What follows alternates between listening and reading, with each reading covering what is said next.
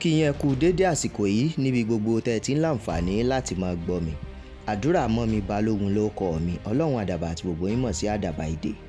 Gbogbo yín pátápátá lẹ ti ń béèrè fún ìtàn ìgbésí ayé akọni ìgbàgbọ́ ìyún Pásítọ̀ SBJ Oshoffa láti bí ìjọ́ mẹ́ta. A ti parí iṣẹ́ lórí ẹ̀ tó sì jẹ́ wípé kúlẹ̀kúlẹ̀ ìtàn ìgbésí ayé bàbá SBJ Oshoffa òun náà la máa mú wá fún yín. Níkànnì yìí kì í wá ṣe ìtàn ìgbésí ayé wọn nìkan ò tó fi mọ́ àwọn akọni ìgbàgbọ́ míì lóríṣiríṣi eléyìí tó jẹ́ wípé à ń gbọ́ nípa àwọn yálà wọ́n ti dolóògbé àbí wọ́n ṣì wà lórílẹ̀ èèpẹ̀. Ẹ já lọ nú ìtàn ìgbésí ayé bàbá SBJ Oshoffa tí wọ́n jẹ́ olùdásílẹ̀ àti alákòóso ìjọ Celestial Church of Christ káàkiri àgbáńlá ayé.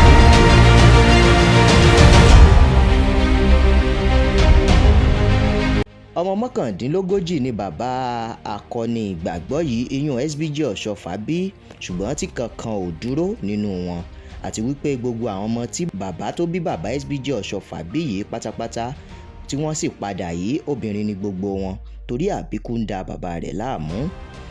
Ìyá tó bí SBJ Oshoffa orúkọ rẹ̀ á máa jẹ́ Tóhùn Àlàkẹ́ Ìyáfò. Ìyá rẹ̀ jẹ́ ìkan lára àwọn ìyàwó púpọ̀ eléyìí tí bàbá rẹ̀ fẹ́.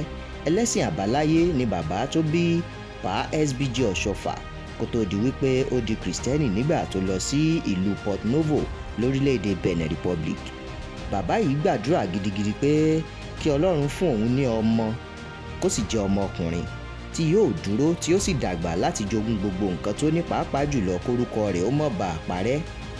Ọdún 1909 ni Ọlọ́run alààyè dáhùn sí àdúrà bàbá tó bí SBJ Oshoffa tó sì bí ọmọ ọkùnrin làǹtìlanti. Ìjọ Methodist ni bàbá tó bí SBJ Oshoffa àti ìyá rẹ̀ ń lọ, níbẹ̀ náà sì ni wọ́n ti sọ SBJ Oshoffa lórúkọ nílànà ti Kristẹni.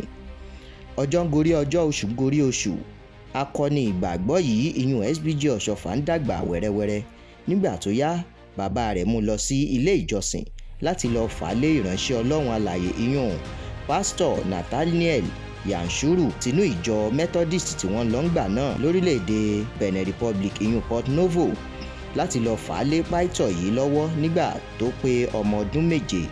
Kò rọrùn fún SBJ Oshoffa láti dúró ti ẹni tí ó jẹ́ àjòjì pẹ̀lú bó ṣe jẹ́ wípé ìránṣẹ́ Ọlọ́run ni. Kẹ̀rẹ̀kẹ̀rẹ̀ akọni ìgbàgbọ́ yìí ó padà sí ilé lọ́dọ̀ àwọn òbí rẹ̀, ṣùgbọ́n nígbà tó di ọdún 1922 SBJ Oshoffa ti wà lọ́mọ ọdún 13 nígbà náà ni bàbá rẹ̀ bá tún mú un lọ sí ilé ìjọsìn yìí láti lọ fà á lé ìránṣẹ́ Ọlọ́run tó wà ńbẹ̀ nígbà náà lọ́wọ́. Ilé sì ni akọni ìgbàgbọ́ yìí wà fún odidi ọdún 13 nítorí àwọn ìdí kan tó jẹ́ wípé kò hàn sóhun gan fúnra rẹ̀. Ó ní òfin lórí ọ̀fẹ́ láti kàwé, bóyá ká sì sọ wípé torí bàbá rẹ̀ fẹ́ kó kẹ́kọ̀ọ́ Bíbélì nítorí àfojúsùn bàbá rẹ̀ gan òun ni wípé òun fẹ́ kó jẹ́ ìránṣẹ́ Ọlọ́run nígbà tí òun bá wà láyé àti nígbà tó bá kúrò lórílẹ̀ èèpẹ̀. Gẹ́gẹ́ bí iṣẹ́ ìwádìí wa, torí ìdí méjì òun náà ni ojú ìwòye wa. Ìdí àkọ́kọ́ ni wípé àbíkú ti da bàbá SBJ Oshoffa láàmú púpọ̀ jù tó sì jẹ́ wípé ẹ̀rù ń bà á pé bóyá kí SBJ Oshoffa náà má bàa padà.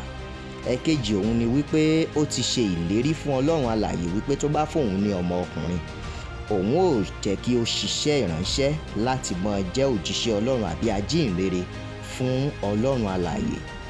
Ẹni ẹ̀wá kọ́rọ̀ ò lè bà yá ká mọ́ fọ̀rọ̀ gùn. Nígbà tí akọni ìgbàgbọ́ yìí tó pé ọmọ ọdún 13 ló lọ sí ilé ìjọsìn gẹ́gẹ́ bí bàbá rẹ̀ ṣe mú lọ láti lọ kọ́ nípa ẹ̀kọ́ Bíbélì. Nígbà tó débẹ̀ ó darapọ̀ mọ́ àwọn akẹgbẹ́ rẹ̀ tó kù. Ibẹ̀ náà ló sì ti dàbí ẹni pé akọni ìgbàgbọ́ yìí ti gba orúkọ kan tàbí àyípadà orúkọ, torí tí ẹ bá wo ìṣọwọ́kọ Oshoffa nígbà tí bàbá rẹ̀ ń jẹ ó yàtọ̀ sí bí wọ́n ṣe ń kọ nígbà tí SBJ Oshoffa bí wọ́n ṣe ń kọ títí ẹ̀ nígbà tó dé ilé ìjọsìn yìí. Lọ́pọ̀ ọgbà ni akọni ìgbàgbọ́ yìí ìyún SBJ Oshoffa máa ń korò ojú sí bí Olusoagutan tó wà pẹ̀lú wọn nígbà náà ìyún tó jẹ́ aláwọ̀ funfun Olusoagutan Ghana bó ṣe mọ burú mọ́ wọn. Ṣùgbọ́n ó dijọ́ kan nígbà tí Olusoagutan Ghana yìí tó ní pé kí wọ́n ó lọ darapọ̀ mọ́ àwọn òṣìṣẹ́ tí wọ́n ń ṣiṣẹ́ nílé ìjọsìn lásìkò ìgbà náà pé kí wọ́n lọ mọ́ bá wọn ṣiṣẹ́ torí wọ́n ń kọ́ ibì kan láyìíká ilé ìjọsìn lásìkò tá à ń sọ yìí.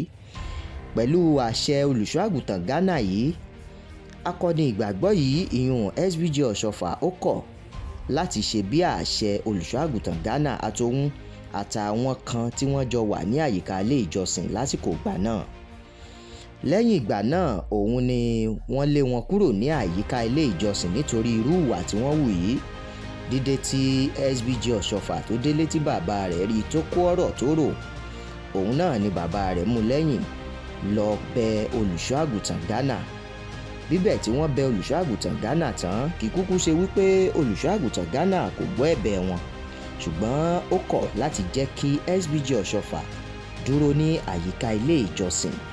Bàbá rẹ̀ korò ojú, inú rẹ̀ ò sì dùn sí irú ìwà tí ọmọ rẹ̀ hù yìí nítorí irú èèyàn tí òun gangan jẹ́ nínú ilé ìjọsìn Methodist tí wọ́n lọ ń gbà náà, torí bàbá rẹ̀ jẹ́ ògúnná gbòǹgbò nínú ilé ìjọsìn ọ̀hún.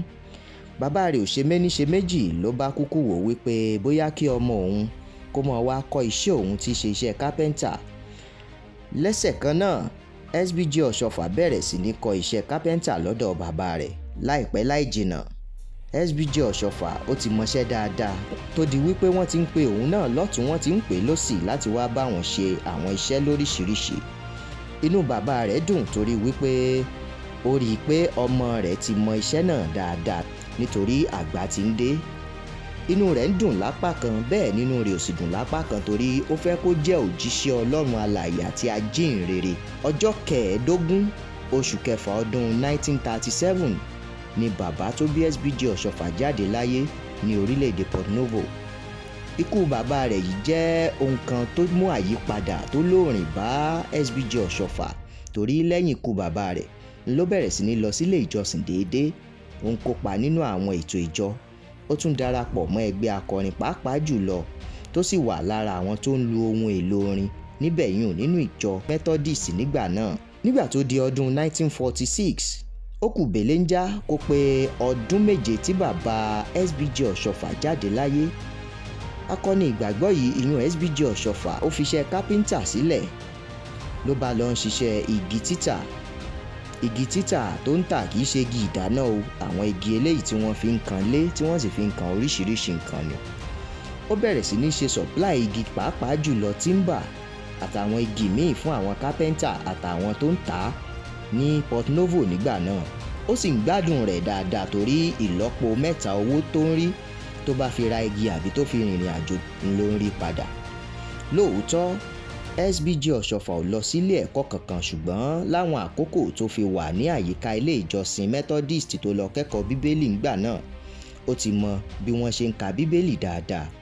Ibi gbogbo tí SBG Oshoffa bá sì ń lọ ló mọ̀ ń gbé bíbélì rẹ̀ dání torí wípé bàbá rẹ̀ fi ìpìlẹ̀ ọ̀rọ̀ Ọlọ́run lélẹ̀ nínú ọkàn rẹ̀. Ìrìn àjò sínú iṣẹ́ ìránṣẹ́ SBG Oshoffa bẹ̀rẹ̀ ní ọjọ́ 17 oṣù karùn-ún ọdún 1947 nígbà tó rin ìrìn àjò kan tí ìṣẹ̀lẹ̀ kan ṣẹlẹ̀ sí àwọn ìṣẹ̀lẹ̀ abàmì eléyìí tó kọjá òye rẹ̀. Kí làwọn ìṣẹ̀lẹ̀ abàmì ọ̀hún eléyìí tó ṣẹlẹ̀ sí SBG Oshoffa? A pàdé lọ́la nígbà tí a mọ̀ mú apá kejì ìtàn ìgbésí ayé SBG Oshoffa wá fún yín tó jẹ́ olùdásílẹ̀ ìjọ Celestial Church of Christ káàkiri àgbáńlá ayé. Lẹ́ẹ̀kan sí àdúrà mọ́mi ọmọ balógun ńlọkọ tèmi, ọlọ́run àdàbà tí gbogbo yín mọ̀ sí àdàbà èdè. Ó tún dọ̀la.